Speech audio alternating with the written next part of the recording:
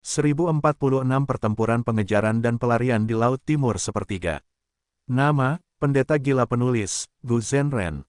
Plus mematikan mengatur ulang. Aura Fang Yuan hanya berada di peringkat 6, sebelum dia bertindak, sepertinya tidak ada yang istimewa tentangnya. Selain itu, setelah mundur berulang kali, para Dewa Laut Timur tanpa sadar mulai memandang rendah dirinya. Namun begitu dia bertindak, semua orang terguncang. Para Dewa Laut Timur membeku di tempat, mereka menilai kembali Fang Yuan. Mereka melihat Fang Yuan mengenakan pakaian putih dengan rambut panjangnya berkibar tertiup angin. Anggun dan tampan, dia memiliki watak yang cukup. Saat ini, Fang Yuan memiliki ekspresi marah, seperti badai petir, niat membunuhnya seperti badai salju, memberi orang perasaan tertekan. Ada banyak Dewa Laut Timur, tetapi mereka semua terdiam. Mereka berbalik dan menargetkan Dewa Iblis Jalur Darah sebagai gantinya. Dewa Iblis Jalur Darah ini ingin melarikan diri, tetapi luka-lukanya menyebabkan kecepatannya menurun. Setelah beberapa saat, dia dibunuh oleh sekelompok Dewa Gu. Berdasarkan hal ini, dia memang sudah kehabisan akal. Tidak heran dia membuang kesempatan pertemuan itu dan mencoba bertahan hidup dengan menggunakan Fang Yuan. Setelah membunuh Iblis Abadi Jalur Darah, salah satu Dewa Laut Timur, peringkat 7 yang memimpin, Liu Qingyu, berbicara dengan berat, jejak itu tidak ada padanya. Dewa Gu peringkat 7 lainnya bereaksi, berkata dengan keras kepada Fang Yuan, tunggu sebentar. Fang Yuan memiliki dua Dewa Gu peringkat 7, kesan para dewa terhadapnya telah berubah, mereka tidak lagi bersikap kasar kepadanya seperti sebelumnya.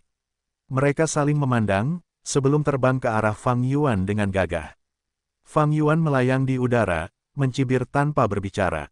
Teman, Dewa Gu peringkat 7 itu berhenti. Di tengah jalan, dia tidak dapat melanjutkan kata-katanya. Jejak untuk membuka warisan itu sangat penting, tetapi sekarang hilang. Tersangka terbesar adalah Fang Yuan. Tetapi tidak mungkin Fang Yuan membiarkan mereka menggeledah tubuhnya. Melihat lubang abadinya bahkan lebih mustahil, itu adalah tabu besar. Jika Fang Yuan adalah seorang Gu Immortal peringkat 6 biasa, dengan begitu banyak orang di pihak mereka, tidak apa-apa untuk memintanya. Namun, Fang Yuan memiliki dua Gu Immortal peringkat 7, dan ini hanya apa yang dia tunjukkan di permukaan. Zhou Li, apa yang kamu takutkan? Gu Immortal peringkat 7 ketiga melambaikan lengan bajunya yang panjang saat dia melangkah maju. Dia memiliki ekspresi dingin, tatapannya tajam, dia menatap Fang Yuan, berkata, saya adalah seorang Gu Immortal dari klan Tang Laut Timur, Tang Song, masalah ini sulit diselesaikan dengan damai hari ini. Namun, saya punya cara, selama kamu mengikutinya, kamu dapat membuktikan ketidakbersalahanmu. Hahaha, Fang Yuan tertawa terbahak-bahak, buktikan ketidakbersalahanku. Mengapa aku perlu membuktikan ketidakbersalahanku? Saat dia tertawa, niat bertarungnya melonjak. Sepertinya kalian semua mengira aku takut bertarung. Fang Yuan berkata dengan nada mengancam. Ekspresi para Dewa Laut Timur berubah. Fang Yuan menyipitkan mata, ini menggelikan. Kalian ditipu tetapi kalian tetap bodoh. Liu Qingyu, kau membunuh Dewa Iblis Jalur Darah itu, kau telah memperoleh jejak warisan, tetapi kau mencoba menjebakku sekarang, kau benar-benar licik. Ini, para dewa membeku lagi. Banyak orang menoleh untuk melihat Dewa Gu peringkat 7 Liu Qingyu. Liu Qingyu menatap Fang Yuan dengan ekspresi marah, tetapi dia berpikir, mengesankan. Orang ini memiliki lidah yang tajam, dia peringkat 6 tetapi memiliki dua Dewa Gu peringkat 7, siapa dia sebenarnya? Sejak kapan Laut Timur memiliki orang seperti itu? Aku sebenarnya tidak tahu siapa mereka. Pada saat yang sama, dia berteriak, semuanya, jangan lupakan perjanjian kita, orang macam apa aku ini? Mengapa aku mungkin menipu kalian? Fang Yuan terkekeh, perjanjian apa? Aku tahu bahwa terlepas dari perjanjian aliansi jalur informasi, perjanjian itu dapat dipatahkan menggunakan metode jalur informasi. Adapun orang seperti apa dirimu? Aku hanya tahu bahwa dalam menghadapi keuntungan besar, orang berubah dan tidak dapat dipercaya.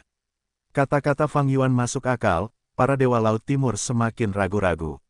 Liu Qingyu menjadi marah, menunjuk Fang Yuan, aku melihatnya melemparkan jejak warisan kepadamu. Yang lain juga melihat bahwa aku menebasnya. Fang Yuan dengan cepat menjawab. Hehehe, Liu Qingyu tertawa sinis, ada banyak cara di dunia untuk menciptakan ilusi. Siapa yang tahu metode apa yang kamu gunakan untuk menyimpan jejak itu secara rahasia? Fang Yuan mengangkat kepalanya dan mendesah, berkata dengan nada masam, aku memiliki misi dari tetua tertinggi pertama, aku tidak ingin membuat masalah. Tetapi jika seperti ini, mari kita bertarung.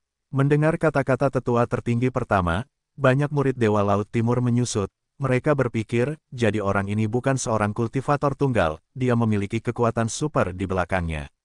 Tidak heran dia memiliki 2 Gu abadi peringkat 7. Seketika, kewaspadaan mereka meningkat lagi. Terutama para kultivator tunggal, mereka beroperasi secara mandiri dan tidak memiliki kekuatan untuk membela mereka. Mereka tidak ingin menyinggung kekuatan besar. Tahan, pada saat ini, Tang Song berdiri, saya dapat menjamin reputasi klan Tang saya, selama Anda bekerja sama dengan penyelidikan kami, jika jejak itu tidak ada pada Anda, kami akan membiarkan Anda pergi. Klan Tang adalah kekuatan super di Laut Timur, itu setara dengan 10 sekte kuno besar di benua tengah. Klan Tang, Fang Yuan tertawa dingin, alisnya terangkat saat pedang terbang perak abadi terbang di sekelilingnya, itu sangat menakjubkan ya. Apakah menurutmu klanku akan takut pada klan Tangmu? Hehe, kalau begitu, mari kita lihat apa yang bisa dilakukan klan Tangmu. Sebelum dia selesai berbicara, Fang Yuan menggunakan pedang terbang abadi, menyerang Gu abadi peringkat 7 Tang Song. Tang Song tidak menyangka Fang Yuan akan menyerang begitu tiba-tiba, dia lengah, dengan cepat menjadi tidak diuntungkan oleh serangan Fang Yuan. Para Dewa Laut Timur lainnya memutuskan untuk melihat dari samping. Orang ini tidak takut pada klan Tang, dia memiliki latar belakang yang besar. Klan Tang mungkin adalah penguasa di Laut Timur, tetapi juga memiliki musuh seperti klan Shen dan klan Su. Apakah orang ini berasal dari salah satu dari 2 klan itu? Karena dia menyerang Tang Song, itu hal yang baik. Kita bisa tetap di pinggir dan memperhatikan metode mereka. Jika ada pertempuran di masa depan, kita akan dapat bersiap. Para Dewa Laut Timur ini tidak bersatu, sebelumnya, mereka hanya bekerja sama untuk menangkap Dewa Iblis Jalur Darah. Kata-kata dan tindakan Fang Yuan menimbulkan keraguan di antara mereka, yang mengakibatkan perpecahan di antara para dewa ini. Dia memilih lawannya dengan alasan tertentu. Jika dia memilih Dewa Gu peringkat 6, yang lain akan berpikir dia bergantung pada 2 Dewa Gu peringkat 7 untuk menggertak lawan yang lebih lemah. Hanya dengan memilih Dewa Gu peringkat 7, barulah ada pencegahan. Adapun mengapa dia memilih Tang Song, itu karena Fang Yuan mengamati bahwa dia adalah satu-satunya Dewa Gu peringkat 7 yang memiliki kekuatan super di belakangnya. Para Dewa Gu yang berkultivasi sendiri tidak ingin menyinggung kekuatan super, dan karena kekuatan super memiliki banyak aset untuk dilindungi dan masalah untuk diurus, mereka waspada terhadap Dewa Gu yang sendirian. Jadi, sebagai seseorang dalam sebuah organisasi, Tang Song berbicara dan bertindak dengan banyak kekhawatiran. Bagaimanapun, dia tidak hanya mewakili dirinya sendiri tetapi juga klan Tangnya. Kedua belah pihak bertarung untuk waktu yang lama.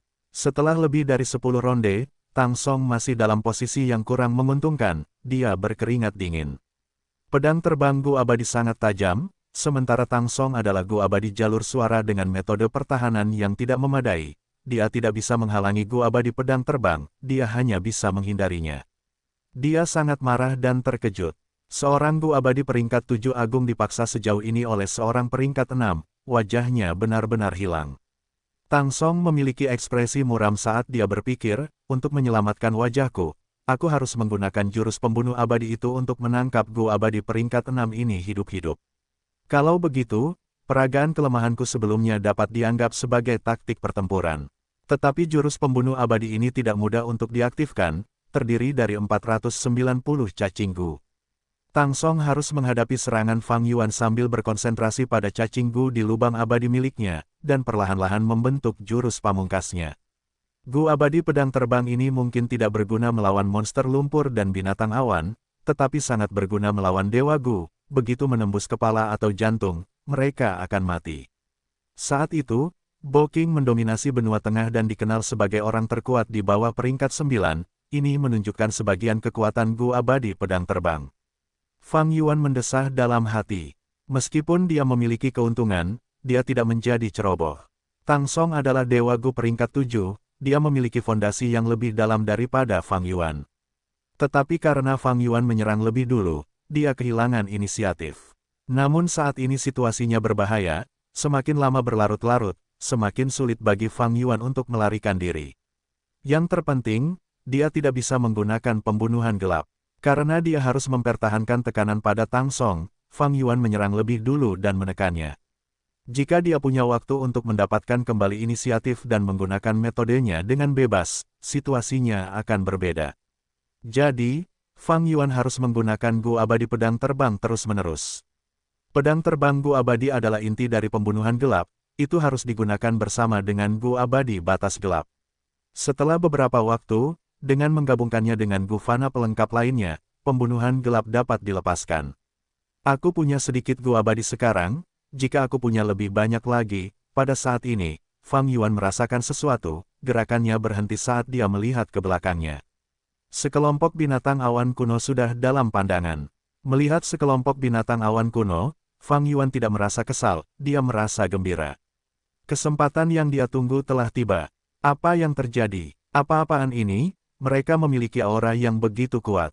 Binatang awan, oh surga, begitu banyak binatang awan. Ini adalah binatang awan kuno, mengapa jumlahnya begitu banyak? Para Dewa Gu Laut Timur memperhatikan binatang awan kuno itu, mereka bingung dan terkejut. Fokus Tang Song tertuju pada Fang Yuan, melihat bahwa Fang Yuan telah rileks, dia sangat gembira. Dia segera mempercepat dalam menyelesaikan gerakan pembunuh abadi yang sedang dia persiapkan, itu sudah sepertiga selesai dalam waktu singkat ini. Segera, begitu aku menggunakan jurus ini untuk menangkapmu hidup-hidup, aku akan menghadapimu secara pribadi. Tang Song menggertakkan giginya, Fang Yuan berteriak, aku memancing binatang awan kuno ini keluar dari surga putih. Itu untuk bekerja sama dengan para tetua tertinggi lainnya untuk memancing binatang awan kuno ini ke dalam perangkap dan menangkap mereka. Kalian menghalangi kami akan menghadapimu satu persatu nanti. Jika kau ingin mati sekarang, ikuti aku. Mengatakan demikian, Fang Yuan meninggalkan Tang Song, terbang di langit. Para dewa terkejut tetapi lega. Luka-luka Fang Yuan disebabkan oleh binatang awan kuno. Dan binatang awan kuno itu mengejarnya. Ini semua adalah bukti atas kata-katanya. Bagaimanapun, binatang awan biasa sangat langka, kelompok binatang awan kuno ini kemungkinan besar berasal dari surga putih mengejar atau tidak. Para Dewa Laut Timur saling memandang. Yang pertama bereaksi adalah Dewa Gu peringkat 7 Tang Song. Jangan berpikir untuk pergi. Dia bergerak seperti kilat, mengejar Fang Yuan sambil berteriak. Fang Yuan mendengus, jangan berlebihan. Jangan pikir aku takut padamu, kalau bukan karena misi pentingku, aku akan membunuhmu di sini. Tang Song melonjak marah, omong kosong. Jurus pembunuh abadinya hampir siap digunakan, dia hendak menyelamatkan mukanya, tetapi pada saat ini, Fang Yuan melarikan diri. Dia benar-benar lari. Tang Song tidak mau melepaskannya, dia mengejar tanpa henti. Tindakannya menyebabkan para Dewa Gu Laut Timur yang tercengang juga mengejarnya. Hati Fang Yuan hancur, tetapi dia berteriak, mereka yang tidak takut mati boleh datang, hahaha. Tang Song berteriak mengejarnya, mereka yang takut mati adalah pengecut. Kejar dia, jejak warisan ada padanya, kita tidak bisa membiarkannya bergabung dengan Dewa Gu lainnya. Hanya dengan menangkap orang ini kita bisa mendapatkan warisan dari ahli agung. Dengan keuntungan besar yang terlihat, Dewa Gu Laut Timur mengejar dengan kecepatan yang lebih cepat setelah mendengar itu. Fang Yuan bergumam, tidak terlalu bodoh, sebelum menunjuk jarinya, saat Dewa Gu pedang terbang keluar dan menembak ke arah Tang Song. Tang Song terkejut, dia mencoba menghindar. Tetapi karena dia terganggu, gerakan pembunuh abadinya terputus dan dia harus memulai dari awal lagi untuk menggunakannya. Tang Song hampir menghentakkan kakinya karena marah. Dewa Gu peringkat 7 Liu Qingyu melewatinya dan mengejar Fang Yuan. Fang Yuan melihat dan mencoba menabur perselisihan, Liu Qingyu, jejak warisan ada di tanganmu, tetapi kamu mengejarku. Akting yang luar biasa. Liu Qingyu sangat marah, jangan lari jika kamu punya nyali. Melawan kalian, kenapa aku harus lari? Itu akan merusak nama baik klan kita. Fang Yuan berteriak, teruslah kejar aku jika kalian punya nyali. Kita lihat siapa yang paling tidak beruntung pada akhirnya. Hahaha, Fang Yuan tampak tidak takut, dia sangat sombong meskipun dia dikejar oleh begitu banyak Dewa Laut Timur. Sebaliknya, Dewa Laut Timur menjadi semakin ragu-ragu. Ada poin penting, siapa yang memiliki jejak warisan penting. Apa yang dikatakan Fang Yuan sebelumnya sangat mungkin. Dan sebagai tambahan, tampaknya Fang Yuan memiliki bala bantuan. Dan untuk memburu sekelompok besar binatang awan kuno, mereka pasti telah menyiapkan jurus pembunuh medan perang tingkat abadi, atau bahkan memobilisasi rumah dewa abadi mereka. Ini sangat mungkin. Jika kita memasuki jurus pembunuh medan perang abadi, itu akan merepotkan. Tang Song adalah anggota klan Tang, kekuatan super, dia mungkin tidak takut, tetapi para dewa Laut Timur ini adalah para dewa yang sendirian. Para dewa yang sendirian ini tidak melakukannya dengan baik. Jika tidak, mereka tidak akan pergi ke daerah laut yang bergolak untuk mencari semacam peluang. Bagaimanapun, waktu sangat berharga bagi para dewa. Pertama, seorang dewa Gu jatuh ke belakang kelompok sebelum secara bertahap memisahkan diri dari kelompok yang mengejar. Selanjutnya, semakin banyak dewa Gu yang meniru tindakan mereka. Para dewa Gu tidak bodoh, mereka adalah tokoh yang cerdik. Para dewa Gu yang tertinggal tidak mau membiarkan Fang Yuan pergi, tetapi mereka takut jatuh ke dalam gerakan pembunuh medan perang, dan tidak dapat pergi. Jadi, mereka semua memutuskan untuk membiarkan yang lain memimpin dan mengintai rute. Orang-orang ini, mereka tidak berguna. Liu Qingyu yang paling dekat dengan Fang Yuan memperhatikan ini dan mengutuk dalam hati, tetapi tindakannya juga menjadi ragu-ragu. Dia adalah seorang kultivator tunggal dan telah memperoleh kesempatan di masa lalu untuk menjadi abadi. Meskipun dia memiliki Gu abadi, mereka berada di peringkat 6. Melawan jurus pembunuh abadi dari kekuatan super, dia mungkin tidak akan bisa melarikan diri. Bahkan Tang Song ragu-ragu, dia menyisihkan sebagian perhatian dan energinya untuk menghadapi bala bantuan musuh. Maka, pengejaran aneh pun terjadi. Fang Yuan terbang di depan, berteriak dan mengumpat dengan marah. Dia berada di posisi yang lebih lemah tetapi dia memiliki sikap yang arogan. Di belakangnya ada sekelompok dewa Laut Timur, meskipun mereka memiliki keunggulan dalam jumlah, mereka terkekang, mereka menunjukkan sikap yang lebih lemah. Sebagian besar waktu, Fang Yuan menggunakan jurus pembunuh fana untuk terbang, dewa Laut Timur di belakangnya juga menggunakan jurus pembunuh fana untuk mengikutinya. Pikiran Fang Yuan jauh lebih tidak percaya diri daripada tindakannya, sangat merepotkan. Melihat situasi ini, aku hanya bisa melarikan diri ke tembok regional dan menggunakan keuntungan di lingkungan itu untuk melepaskan diri dari para pengejar ini. Liu Qingyu, Fang Yuan memperhatikan nama ini. Fang Yuan belum menerima jejak warisan apapun, dia mungkin telah menghancurkannya, tetapi sangat mungkin itu hanya tipuan dari iblis abadi jalur darah, jejak warisan yang sebenarnya sudah ada di tangan Liu Qingyu. Jika memang begitu, kemampuan akting Liu Qingyu hampir setara dengan Fang Yuan. Dia adalah lawan yang sangat cerdik. Di langit tinggi di atas awan, wus wus wus. Dengan Fang Yuan di depan, sekelompok dewa Laut Timur terbang di langit sambil bergerak seperti kilatan petir, ada keributan besar. Tang Song diam-diam telah mempersiapkan gerakan pembunuh abadinya, itu sudah bisa digunakan. Dia menahan kegembiraannya saat dia melaju, melampaui Liu Qingyu dan semakin dekat dengan Fang Yuan. Tindakan tiba-tiba ini membuat Fang Yuan sangat waspada. Dia segera menggunakan pedang pelarian Gu abadi dan meningkatkan kecepatannya, terbang menjauh. Sialan, Tang Song mengutuk dalam hati, jurus pembunuh abadi peringkat 7-nya memiliki efek yang lebih besar saat jaraknya dekat. Dengan jaraknya saat ini dari Fang Yuan, tidak ada peluang untuk berhasil menangkapnya. Fang Yuan mengaktifkan pedang pelarian Gu abadi dan meningkatkan kecepatannya. Para dewa Gu di belakang menggerutu dalam hati. 3 dewa Gu peringkat 7 masih baik-baik saja. Mereka dapat menggunakan Gu abadi peringkat 6 atau jurus pembunuh abadi untuk menjaga jarak.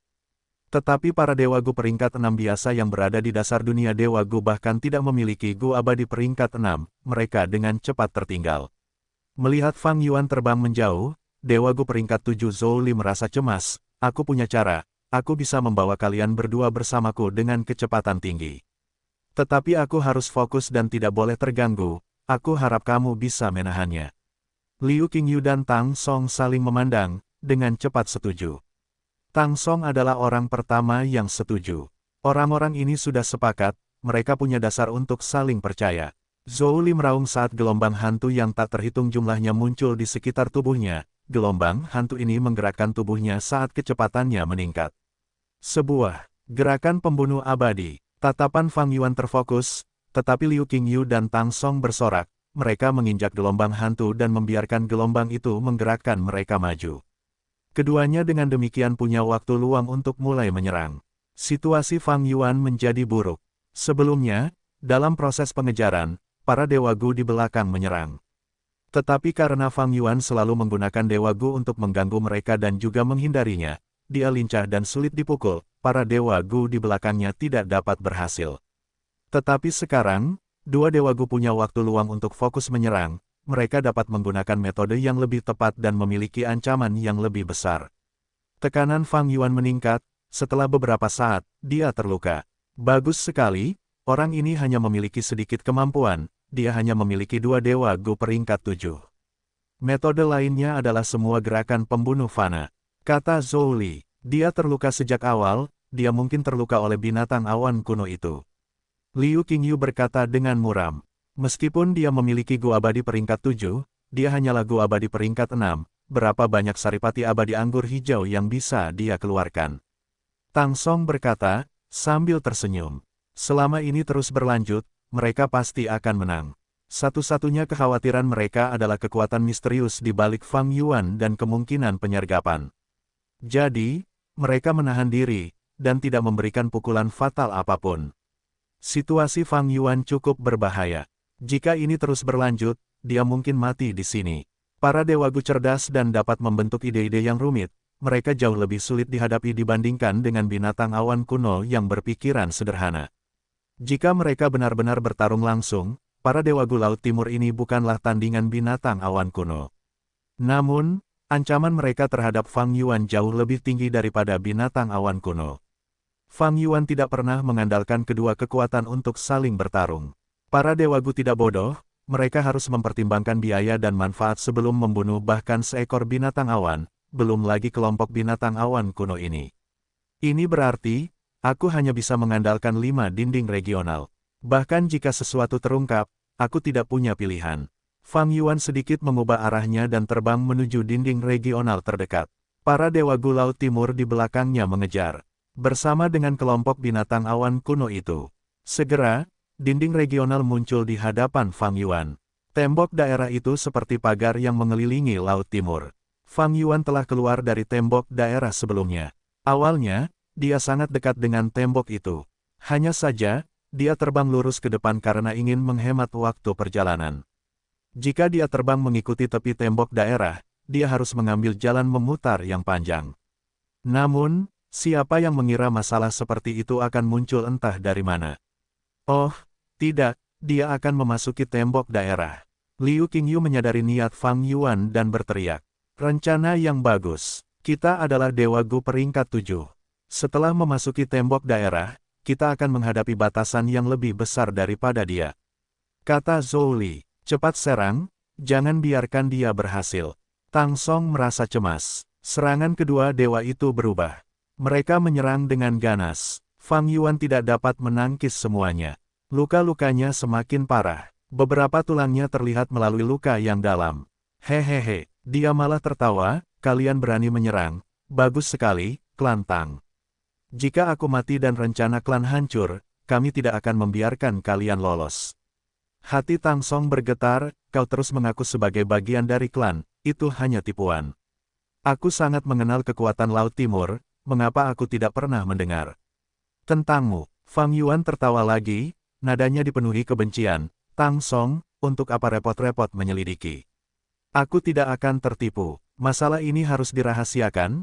Aku dikirim keluar karena kami takut akan campur tangan dari luar.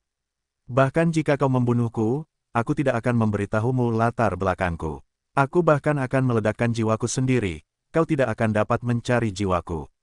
Kata-kata Fang Yuan membuat hati mereka hancur. Musuh mana yang paling menakutkan? Setiap orang punya jawaban yang berbeda untuk pertanyaan ini. Namun, banyak orang akan setuju, musuh yang tidak dikenal adalah yang paling menakutkan. Musuh tersembunyi sementara Anda terekspos, Anda tidak tahu di mana mereka berada, atau apa yang mereka rencanakan terhadap Anda. Inilah kekhawatiran 3 Dewa Gu peringkat 7. Dari awal hingga akhir, mereka tidak mengira Fang Yuan berbohong. Bagaimanapun, binatang awan kuno terlalu langka, mengapa sekelompok dari mereka mengejarnya seperti ini? Pasti ada penyebabnya. Karena ada penyebabnya, pelaku harus cukup percaya diri dengan kekuatan mereka untuk mengalahkan kelompok binatang awan kuno ini. Dan di Laut Timur, kekuatan macam apa yang bisa mengalahkan kelompok binatang awan kuno ini? Jelas, hanya kekuatan super seperti klan Song. Kata-kata Fang Yuan membuat serangan tiga Dewa Gu peringkat 7 melambat, dan dia memperoleh waktu yang berharga untuk pulih. Tembok regional tepat di depannya, Fang Yuan hampir bisa melarikan diri, tetapi saat ini, Zhou Li menyerang gelombang hantu di sekitar Zhou Li yang membawa Tang Song dan Liu Qingyu menyerbu maju, menelan Fang Yuan. Fang Yuan merasakan tekanan yang kuat. Gelombang itu hanyalah bayangan hantu, tetapi dia merasa seperti sedang menghadapi tsunami raksasa. Dia tak berdaya seperti semut, akan dilahap oleh gelombang ini. Gerakan pembunuh abadi yang luar biasa. Peri abadi Gu peringkat 7 benar-benar sulit dihadapi. Di saat bahaya, kedua pikiran ini terlintas di benak Fang Yuan. Tanpa gelombang yang membawa mereka, ketiga abadi itu berhenti bergerak. Masalahnya sudah beres. Zhou Li tersenyum saat keyakinan terpancar di matanya. Tang Song dan Liu Qingyu saling memandang, mereka telah menebak rencana Zhou Li. Mereka tanpa sadar menatapnya dengan pandangan berbeda, mengangkat pendapat mereka tentangnya. Ternyata, Zhou Li diam-diam telah mengumpulkan informasi tentang Fang Yuan dan mempelajari kemampuannya. Dia tahu metode apa yang cocok untuk menghadapi kemampuan Fang Yuan. Di permukaan, dia membantu mereka terbang, tetapi sebenarnya, dia menggunakan mereka untuk menghalangi Fang Yuan sementara dia mengumpulkan kekuatan dalam gelombang hantu di bawahnya. Saat mereka mengejar, gelombang hantu itu semakin membesar, secara bertahap menciptakan kekuatan yang sangat besar. Dan sekarang, Zhou Li menyerang. Dia belum mengambil tindakan terbuka sebelumnya, tetapi begitu dia melakukannya, itu adalah tsunami besar yang menelan segalanya. Itu lebih cepat daripada Gu Abadi Pedang Pelarian, itu tidak bisa dihentikan. Fang Yuan memiliki Gu Abadi Pedang Pelarian peringkat 7, tetapi melawan gelombang hantu, itu tidak efektif, seperti berurusan dengan binatang awan dan monster lumpur. Dia masih memiliki Gu Abadi Pedang Pelarian, tetapi gelombang hantu sudah mengelilingi Fang Yuan dengan erat. Ruang gerak Fang Yuan menjadi lebih kecil, dan Gu Abadi Pedang Pelarian tidak dapat melarikan diri dari jangkauan gelombang hantu tepat waktu. Tidak disangka Zhou Li ini tampak lemah dan pemalu di permukaan, tetapi dia sebenarnya punya rencana seperti itu. Aku meninggikan suaraku padanya sebelumnya tetapi dia tidak membalas. Tidak disangka dia bahkan lebih cerdik dariku. Liu Qingyu merasa sangat waspada terhadap Zhou Li. Tang Song memasang ekspresi jelek. Dia telah mempersiapkan jurus pembunuh abadinya dengan susah payah, ingin menyelamatkan mukanya, tetapi dia tidak mendapat kesempatan untuk melakukannya. Pada akhirnya, Zhou Li lah yang diuntungkan. Belum lagi Gu Immortal peringkat 6, di antara mereka yang bisa menjadi Gu Immortal peringkat 7, siapa yang akan menjadi orang bodoh? Begitu Zhou Li menyerang, Fang Yuan seperti binatang buas yang terperangkap. Kemenangan kita terjamin. Ketiga Gu Immortal peringkat 7 memiliki pemikiran yang sama. Tetapi Fang Yuan tertawa dingin, hahaha. Teman-teman, mengapa kalian begitu bodoh? Kalian datang untuk mengorbankan nyawa kalian. Menurut pendapatku, para Dewa Gu tingkat 6 jauh lebih pintar darimu. Ketiga makhluk abadi itu menoleh dan melihat bahwa Fang Yuan tidak menghindar. Kedua tangannya berada di belakang punggungnya saat ia melayang di udara, tenang dan kalem. Tubuh ketiga makhluk abadi itu bergetar, mereka berteriak dalam hati, oh tidak. Dia tidak kenal takut, apakah ini tempat mereka menyergap kita? Fang Yuan berkata lagi, apa nama jurus ini? Jurus ini sebenarnya dapat terakumulasi dan bertambah kuat seiring berjalannya waktu, tetapi, dapatkah ia menembus jurus pamungkas medan perang abadi milik klanku? Hehehe, kurasa tidak. Gelombang-gelombang hantu ini memiliki kekuatan yang luar biasa dan dapat merenggut nyawanya, tetapi Fang Yuan tidak tergerak, seolah-olah ini bukanlah jurus pamungkas yang mematikan, melainkan angin sepoi-sepoi yang lembut. Ia bahkan menghilangkan jurus pamungkas defensif di tubuhnya, baju besi bulu singa, di depan ketiga makhluk abadi itu. Oh tidak, jurus ini menggunakan hampir semua Gu abadi milikku, serangannya kuat tetapi pertahanannya lemah, jika pihak lain menyerang. Pupil mata Zhou Li mengecil, tidak ada waktu untuk berpikir lebih jauh, ia tanpa sadar menarik kembali gelombang-gelombang hantu itu untuk membela diri. Gelombang hantu telah terkumpul banyak dan merupakan serangan yang mematikan, tetapi dengan Zhou Li menarik sebagian besar gelombang, hanya sebagian kecil yang tersisa untuk menghadapi Fang Yuan, celah terbentuk saat Fang Yuan memanfaatkannya. Selamat tinggal, teman-teman. Fang Yuan mengaktifkan pedang pelarian Gu abadi, terbang di langit seperti sambaran petir, memasuki dinding wilayah air biru. Ketiga abadi itu tercengang sebelum merasakan kemarahan yang hebat. Anak ini sangat licik, dia berpura-pura. Dia sudah kehabisan akal, tetapi dia bertindak dengan cara yang meyakinkan. Ayo kejar dia. Tang Song dan Liu Qingyu sangat marah, mereka menyerang Fang Yuan lagi. Ekspresi Zhou Li menjadi pucat, setelah menatap kosong sesaat, dia menamparkan dirinya sendiri sebelum mengejar Fang Yuan lagi. Itu adalah situasi yang sangat bagus sebelumnya, tetapi dia mengacaukannya, bagaimana mungkin masih ada kesempatan lain. Fang Yuan telah selamat dengan selamat, setelah memasuki dinding wilayah, dia masuk jauh ke dalamnya. Ketiga abadi itu sangat terganggu. Tingkat kultivasi mereka yang lebih tinggi menjadi beban di sini. Pada saat ini, ketiga makhluk abadi itu berharap mereka hanyalah Dewa Gu tingkat 6.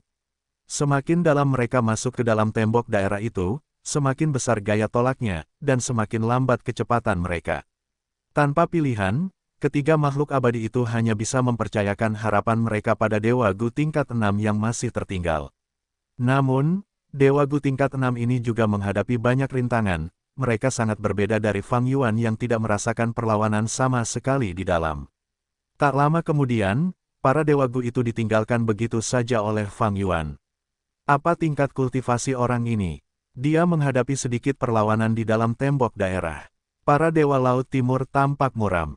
Namun, mereka tidak tahu bahwa Fang Yuan sengaja menahan diri. Fang Yuan tidak ingin rahasia ini terbongkar, jadi, ia memperlambat kecepatannya dan berpura-pura kesulitan bepergian, yang hanya membuat mereka curiga. Mereka tidak dapat mengejar Fang Yuan, tetapi Dewa Laut Timur tidak mau menyerah. Aku tidak percaya dia bisa bersembunyi di sini dan tidak keluar. Dia adalah Dewa Laut tingkat 6, terbang ke sini menghabiskan banyak esensi abadi. Aku ingin melihat apakah fondasi Dewa Laut tingkat 6 dapat menyamai peringkat 7 milikku. Meskipun Dewa Laut Timur tidak mau melihat ini, kenyataan memang kejam. Fang Yuan semakin jauh meninggalkan mereka, bahkan binatang awan kuno pun mengejar. Setelah kekacauan yang lebih parah, Dewa Laut Timur merasa getir, melihat binatang awan kuno melampaui mereka dalam mengejar Fang Yuan. Binatang awan kuno ini berasal dari surga putih, mereka tidak terpengaruh oleh 5 dinding wilayah. Akhirnya, Fang Yuan meninggalkan jangkauan investigasi Dewa Laut Timur, mereka hanya bisa mengejar binatang awan kuno. Binatang awan kuno itu semakin dekat dengan Fang Yuan. Melihat bahwa waktunya sudah tepat, Fang Yuan mengaktifkan pedang pelarian abadi dan meningkatkan kecepatannya, terbang menjauh. Para Dewa Laut Timur mengejar sampai beberapa orang tidak tahan lagi, mereka memilih untuk menyerah, meninggalkan tembok daerah. Sungguh sial, aku benar-benar bertemu orang seperti itu. Kita tidak tahu apa-apa tentang identitas orang ini, tidak diketahui apakah dia benar-benar memiliki kekuatan super di belakangnya atau tidak. Tang Song dan Zhou Li berbincang, merasa bahwa harapannya tipis. Hanya Liu Qingyu yang tidak berbicara, melanjutkan pengejarannya. Saudara Liu, berhentilah mengejar.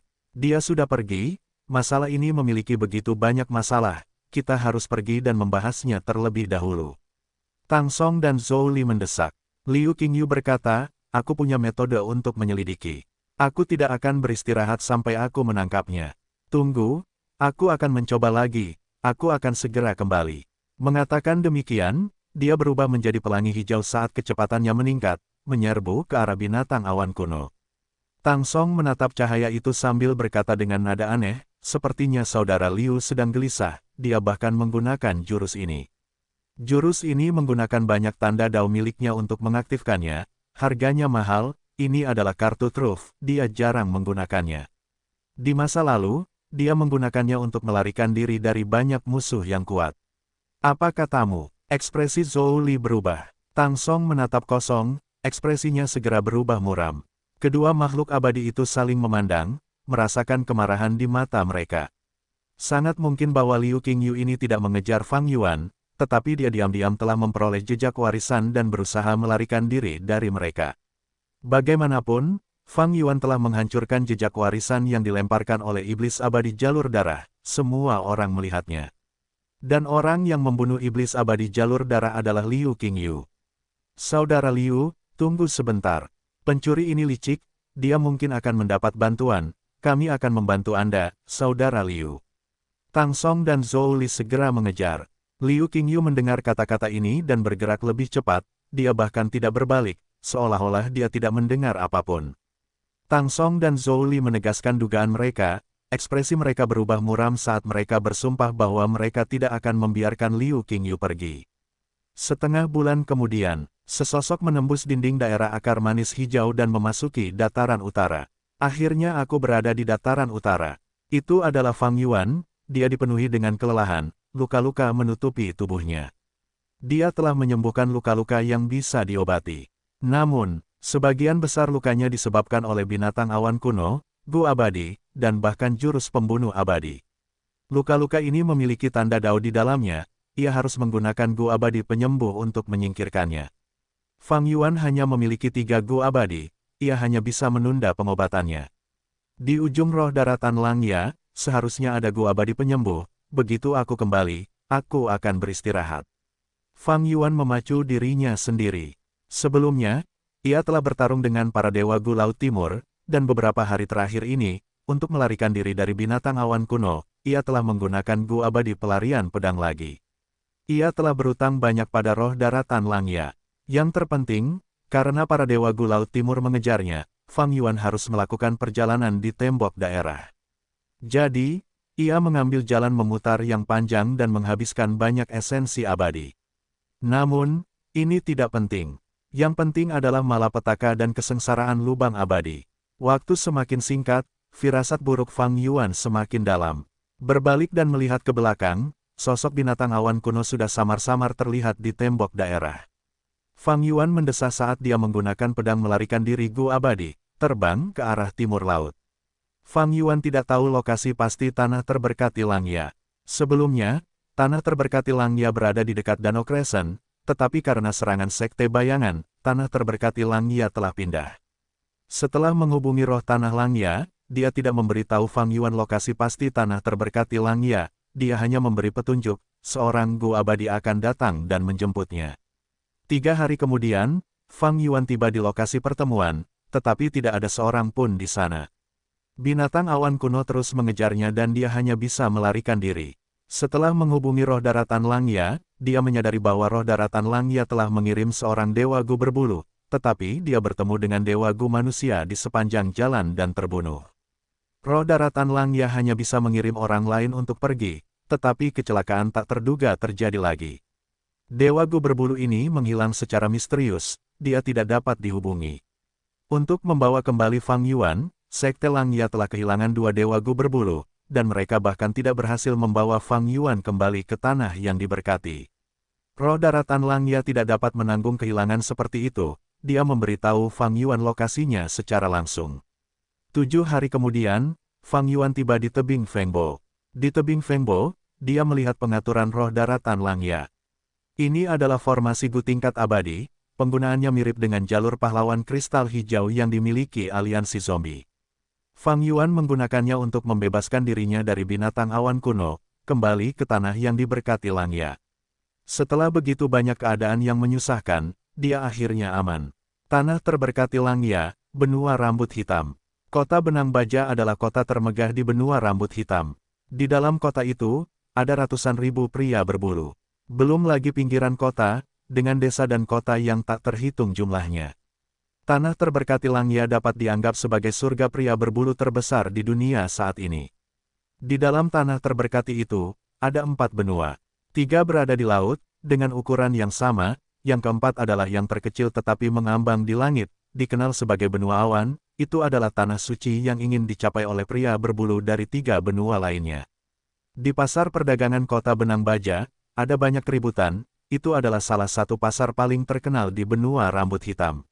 Hari ini, di sudut tenggara pasar ini, seorang pria berbulu yang gemuk dan berotot berjalan ke atas panggung. Di atas panggung, ada sekelompok pria berbulu, dengan tubuh berotot dan berbulu. Pria berbulu ini memiliki rambut hitam dan coklat. Ini adalah warna rambut alami pria berbulu di benua rambut hitam. Pria gemuk dan berotot itu melangkah ke panggung saat para pria berbulu di bawah mulai memanggil. Di antara mereka, satu orang bertanya dengan keras, "Kang Ba, barang apa yang kau miliki kali ini?"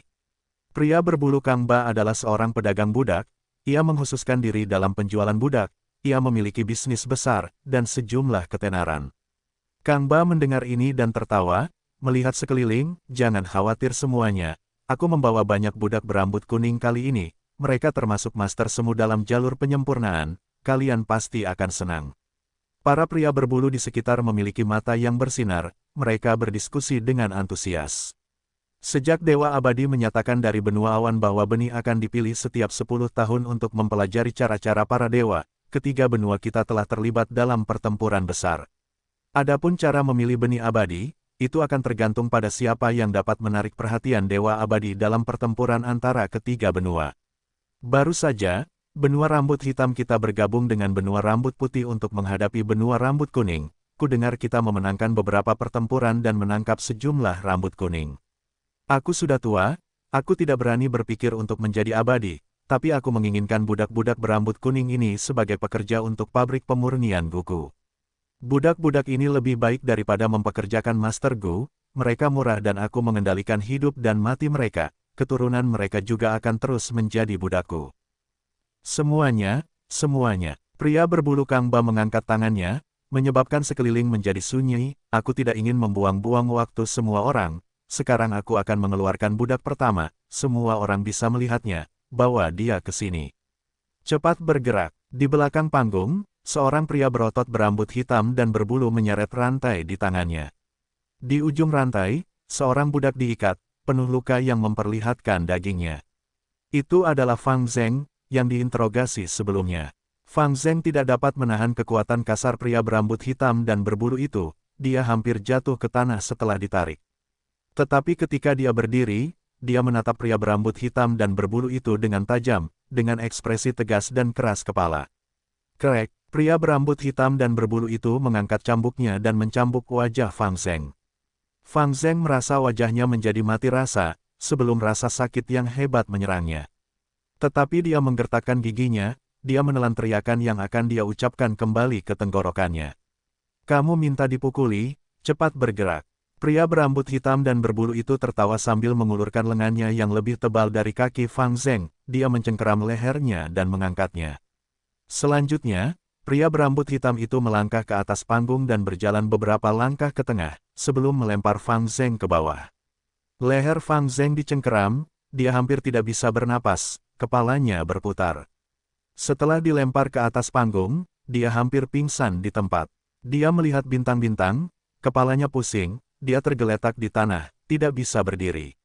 Hati-hati, dasar idiot, Kangba memarahi dengan marah. Pria berambut hitam yang membawa Fang Zeng tidak berani menyinggung perasaannya, dia segera meminta maaf. Enyahlah, Kangba memarahi dengan marah. Pria berambut hitam itu segera berlari menuruni panggung.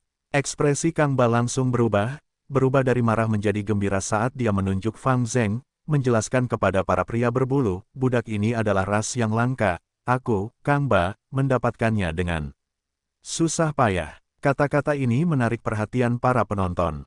Budak ini sama sekali tidak lemah, dia memiliki level kultivasi peringkat 5. Segera, seseorang menyadari aura Gu Master Fang Zeng yang samar dan tersentak. Apakah ini seorang penguasa kota dari benua rambut kuning? Dia benar-benar ditangkap dan hampir semua rambutnya dicukur, siapa yang mempermalukannya seperti ini?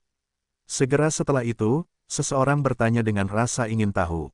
Di benua rambut putih, benua rambut hitam, dan benua rambut kuning, para penguasa kota biasanya memiliki otoritas tertinggi, mereka memiliki tingkat kultivasi peringkat 5. Dalam budaya pria berbulu, mereka bangga dengan rambut di tubuh mereka. Mencukur rambut mereka adalah penghinaan dan hukuman yang paling kejam, di hati kebanyakan pria berbulu, itu lebih buruk daripada kematian. Untuk membuat perbandingan, itu seperti mengebiri narapidana pria di bumi. Kangba tertawa, kalian semua salah menebak, budak ini bukan pria berbulu, dia manusia murni.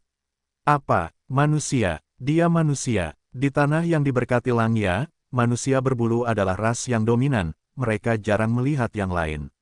Banyak manusia berbulu yang hadir terkejut, ini adalah pertama kalinya mereka mendengar tentang manusia yang diisukan itu. Fang Zeng sudah pulih dari linglungnya, dia merasa sangat tidak nyaman, diawasi oleh begitu banyak manusia berbulu.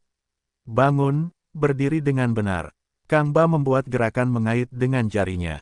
Fang Zeng kehilangan kendali atas tubuhnya, kekuatan tak berbentuk mengendalikannya, menyebabkan dia berdiri di atas panggung. Para manusia berbulu di bawah panggung dapat melihatnya dengan jelas sekarang, mereka berbicara dengan lembut satu sama lain, berseru kagum pada Fang Zheng. Kang Ba tertawa, merasa sangat senang. Dia telah menghabiskan banyak uang untuk membeli Fang Zheng ini, itu untuk menciptakan keributan ini.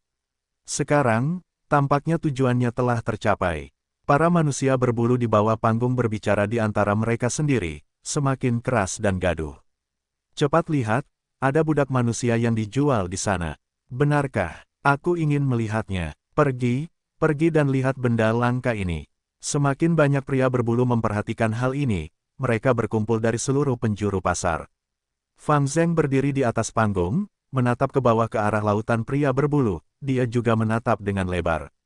Ada begitu banyak pria berbulu, ini adalah pertama kalinya Fang Zheng melihat hal seperti itu. Dia pernah melihat pria berbulu di sekte Bangau abadi sebelumnya, mereka adalah budak yang memurnikan Gu. Dia tahu situasi di 5 wilayah, manusia adalah penguasa absolut, manusia varian sangat ditekan, bertahan hidup dengan putus asa di beberapa bagian dunia yang terisolasi. Tetapi sekarang, tampaknya pria berbulu ini adalah penguasa di sini, dan manusia sangat ditekan. Di mana tempat ini? Fang Zheng merasa semakin bingung dan heran. Dia ingat diinterogasi dan disiksa, penjaga penjara mengatakan kepadanya bahwa saudaranya telah meninggal dan tanah yang diberkati Hu Immortal telah diambil alih. Awalnya, dia tidak percaya, tetapi setelah beberapa interogasi dan penyiksaan, dia setengah percaya dan setengah ragu. Sekarang setelah dia melihat ini, kebingungannya semakin meningkat. Kang Ba, berapa harga jual budak ini? Seseorang berteriak, hahaha, sebanyak ini. Kang Ba mengangkat kedua tangannya, mengulurkan ke-10 jarinya. Kerumunan menjadi riuh, banyak yang berteriak, mahal sekali. Kang Ba, kau merampok kami. Kau pasti gila memikirkan uang sebanyak itu. Semuanya, semuanya. Kang Ba meninggikan suaranya, berkata dengan keras, ini adalah Master Gu peringkat 5, setelah menjadi budakmu, kau akan mendapatkan petarung peringkat 5. Ini adalah kesempatan, yang mungkin tidak akan pernah kau dapatkan lagi. Tetapi ada sosok-sosok cerdik di antara pria-pria berbulu di bawah panggung. Seorang Master Gu peringkat 5, tidak akan mudah memperbudaknya. Benar sekali, untuk memperbudak seorang ahli seperti ini, kita setidaknya membutuhkan level kultivasi peringkat 4. Juga, budak ini jelas telah disiksa dan diinterogasi, mungkin dia sudah terluka parah. Bagaimana jika dia mati setelah kita membelinya? Kang Ba berpura-pura marah, menurutmu siapa aku? Aku berbisnis berdasarkan ketulusan dan kejujuran. Lihat dia, lihat baik-baik. Mengatakan ini, Kang Ba berjalan ke arah Fang Zheng dan dengan kuat menekan jari-jarinya di sekitar dagu dan bibir Fang Zheng. Fang Zheng merasakan sakit yang luar biasa, mulutnya terbuka tanpa sadar, memperlihatkan gigi dan bibirnya. Lihat giginya, kemari, lihat kulitnya. Kang Ba merobek dan dengan suara yang tajam, kemeja Fang Zheng benar-benar tercabik-cabik. Fang Zheng menggigil, dia benar-benar telanjang, terekspos di depan gerombolan pria berbulu. Meskipun dia memiliki luka di sekujur tubuhnya, itu semua adalah luka dangkal, itu bisa diobati. Aku dapat memastikan itu tidak akan menimbulkan masalah. Fang Zheng menggertakkan giginya, matanya menyemburkan api, kemarahan dan penghinaan yang hebat memenuhi hatinya, dia ingin sekali membunuh semua pria berbulu ini seketika. Kang Ba terkekeh, dia menggunakan ranting untuk menahan benda itu di selangkangan Fang Zheng, berkata, semuanya, lihat, benda ini masih berfungsi.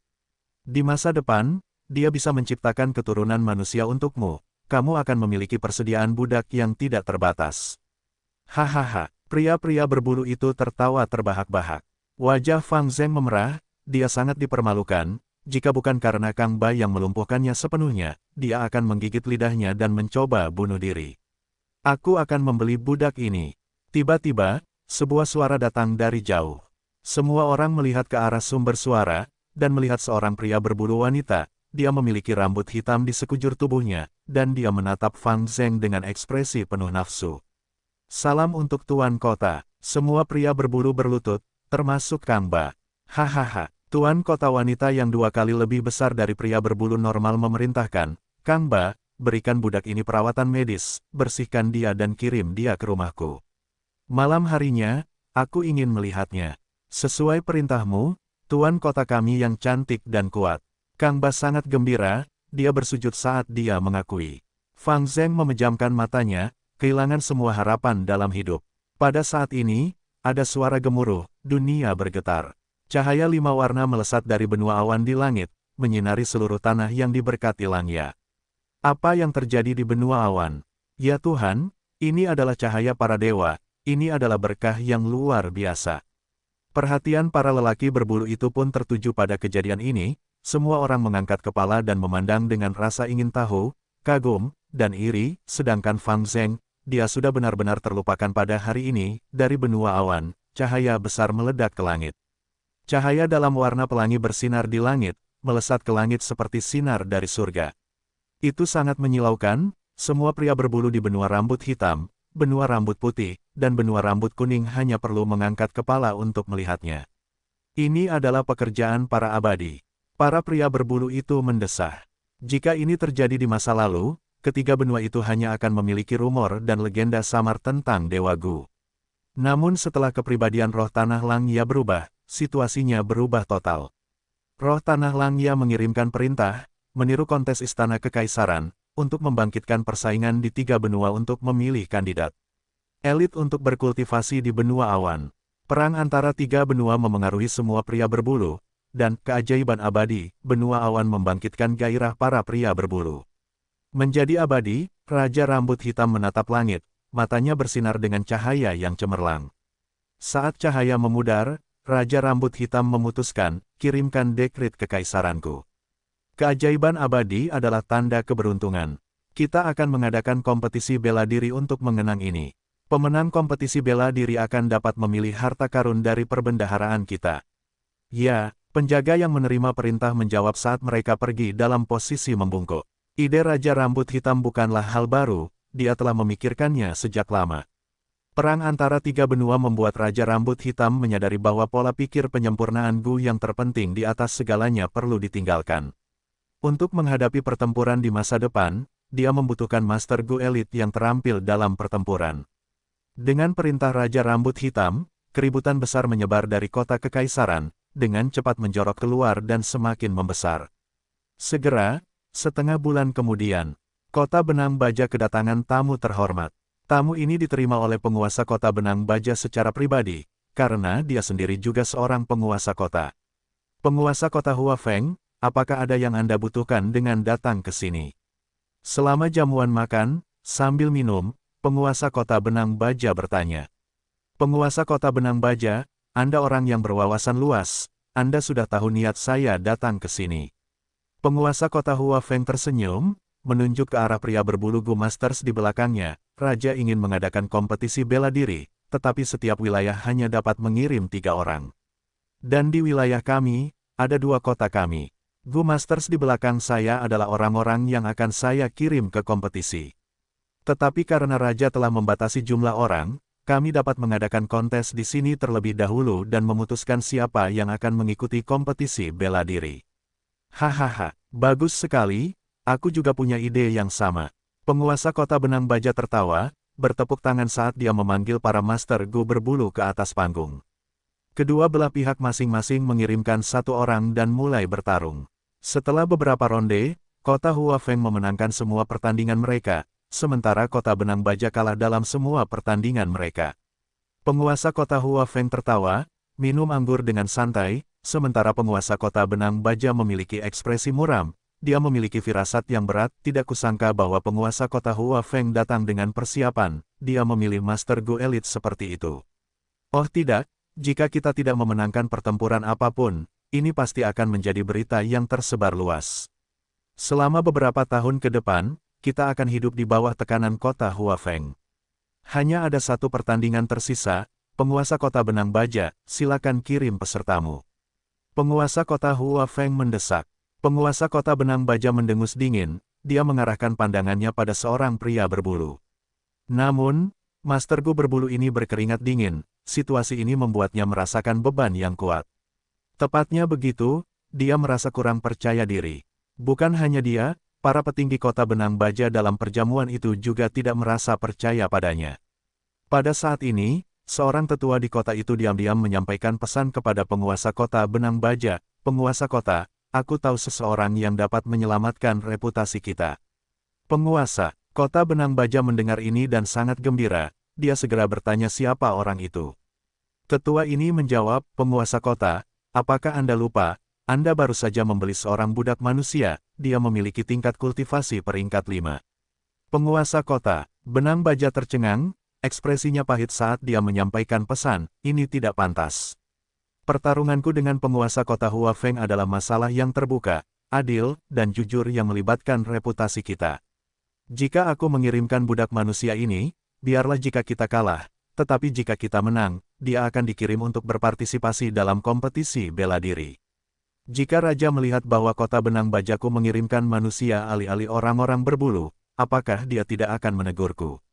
Tetua itu tertawa. Dia tahu bahwa ini hanyalah alasan penguasa kota Benang Baja. Sebenarnya, penguasa kota Benang Baja hanya enggan. Budak yang bernama Fang Yuan, itu telah dikunjungi oleh penguasa kota hampir setiap malam sejak dia dibeli. Hal ini membuat banyak petinggi tidak senang. Tetua itu melanjutkan, penguasa kota, jangan khawatir. Raja saat ini murah hati, dia hanya peduli dengan bakat. Di antara para tetua yang membantunya, tidak ada kekurangan manusia salju dan manusia bulu. Penguasa kota, jika Anda mengirim Fang Yuan dan dia kalah, dia dapat bertanggung jawab penuh. Jika dia menang, reputasi kita akan diselamatkan, dan dia akan dikirim ke kompetisi. Raja pasti akan memiliki pendapat yang baik tentang Anda, dia bahkan mungkin menganggap Anda sebagai teman, siapa tahu. Penguasa kota Benang Baja menatap tetua ini dalam-dalam, sambil berpikir, rubah tua ini benar-benar licik. Bukankah alasannya hanya karena aku telah mengabaikan keponakan yang kau kirimkan kepadaku? Ini adalah rencana yang sangat keji. Jika kita menang, aku akan mengirim Fang Yuan pergi. Jika kita kalah, aku harus membunuh Fang Yuan dan menyerahkan tanggung jawab kepadanya.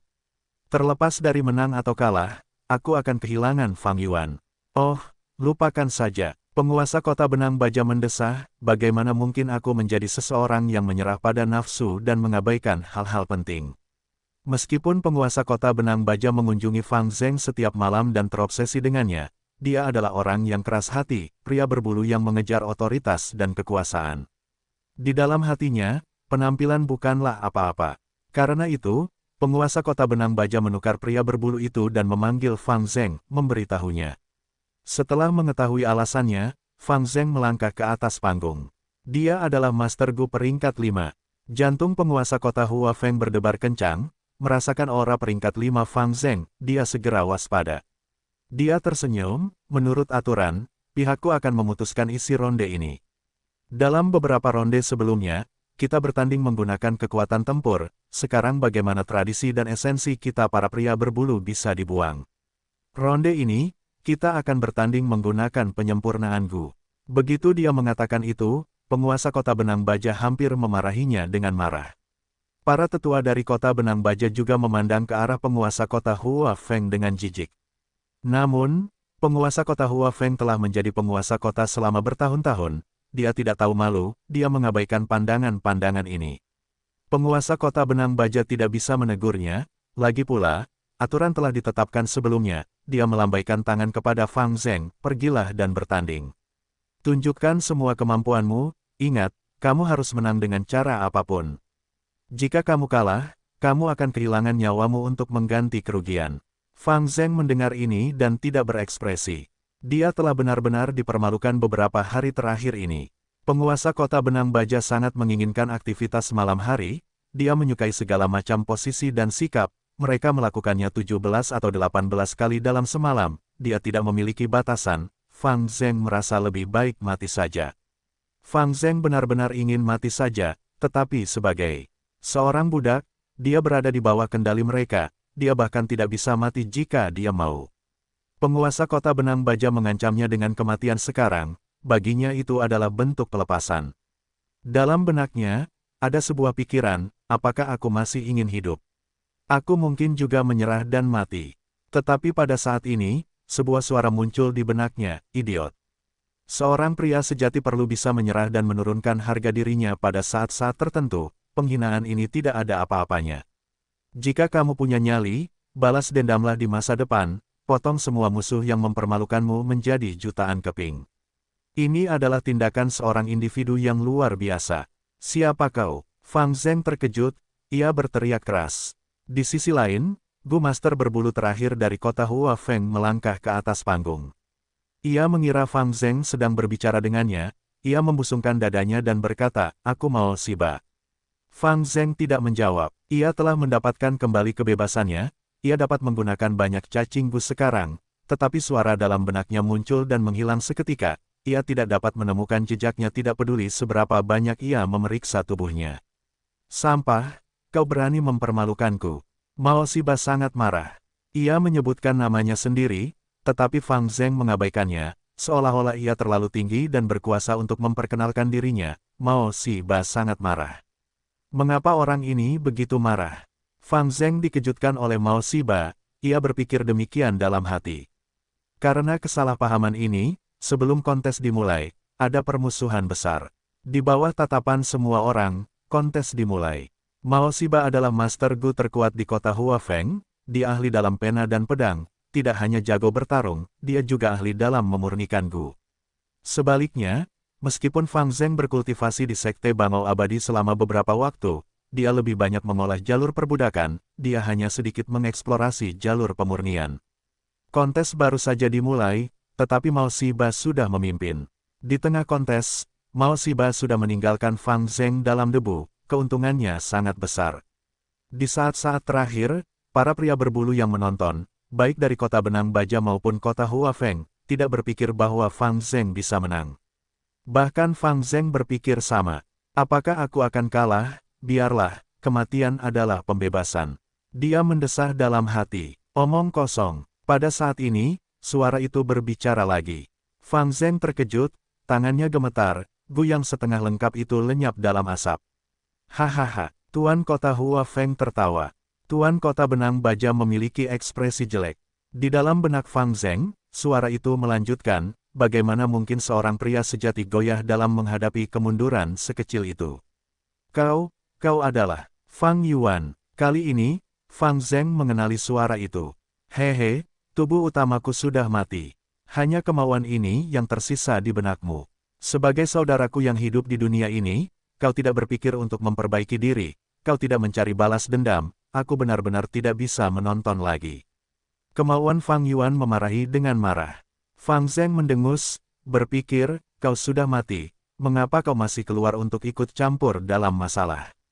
Dia akrab dengan jiwa Lord Skycrane, yang membantunya berkultivasi di masa lalu, mudah baginya untuk berbicara dengan kemauan Fang Yuan, pada kenyataannya, dia bahkan merasakan nostalgia. Namun di permukaan, para pria berbulu itu tidak dapat melihat apapun. Mereka hanya mengira Fang Zheng benar-benar linglung dan memiliki ekspresi kosong. Kehendak Fang Yuan merasakan permusuhan Fang Zheng dan tertawa acuh tak acuh, karena aku sudah mati, mengapa kamu menggunakan namaku untuk meniru aku? Fang Zheng terdiam. Kehendak Fang Yuan melanjutkan, kamu dipermalukan dan disiksa, tetapi kamu menolak untuk mengungkapkan nama aslimu, ini menunjukkan bahwa kamu masih memiliki rasa malu, marah, dan benci. Lalu mengapa kamu tidak menggunakan kesempatan ini untuk berkembang dan menjadi lebih kuat? Kamu tahu situasinya, jika kamu memenangkan ini, kamu akan dapat mengikuti kompetisi bela diri, membebaskan dirimu dari perbudakan dan mendapatkan kembali kebebasan. Aku juga ingin menang, siapa yang tidak menginginkan balas dendam dan kebebasan? Tetapi kekalahanku sudah pasti, Fang Zheng berkata dengan marah. Haha, kehendak Fang Yuan tertawa, selama kamu mengikuti instruksiku, kamu dapat melampaui Mao Shiba dan memenangkan ini. Fang Zheng tercengang, dia bertanya, rencana apa kali ini? Surat wasiat Fang Yuan mendengus, meskipun aku sudah mati, aku marah. Aku ingin balas dendam, tak seorang pun dari Dewa Gu berbulu yang membunuhku akan lolos. Kau adalah harapanku untuk membalas dendam. Apakah kau tidak menggunakan namaku sekarang? Kalau begitu balas dendamlah untukku. Mengapa aku harus membantu iblis yang membantai seluruh klannya seperti monster membalas dendam? Fang Zheng menjawab dengan marah. Surat wasiat Fang Yuan menjawab, tidak ada waktu bagi kalian untuk bertengkar.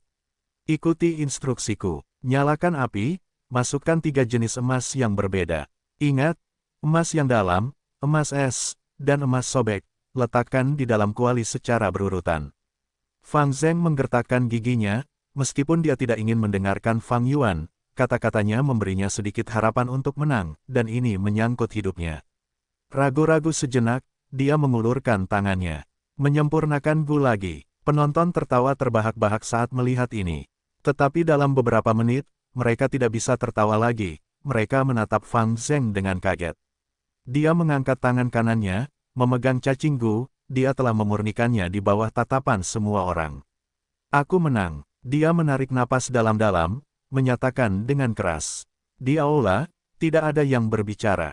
Bahkan lawannya, Mao Shiba, tidak dapat menerima kenyataan ini, dia menatap kosong.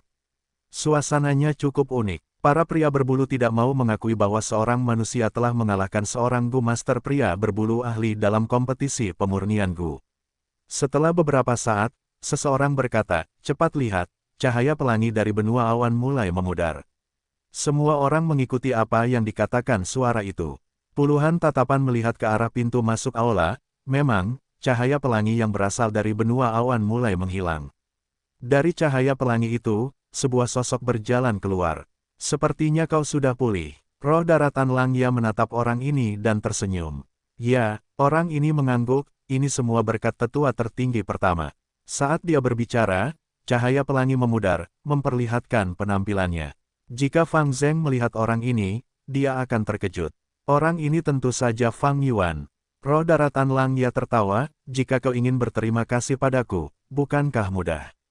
Berikan Gunung Danghun, Lembah Luopo, atau Gu kebijaksanaan kepadaku. Fang Yuan tersenyum, memberi itu mustahil.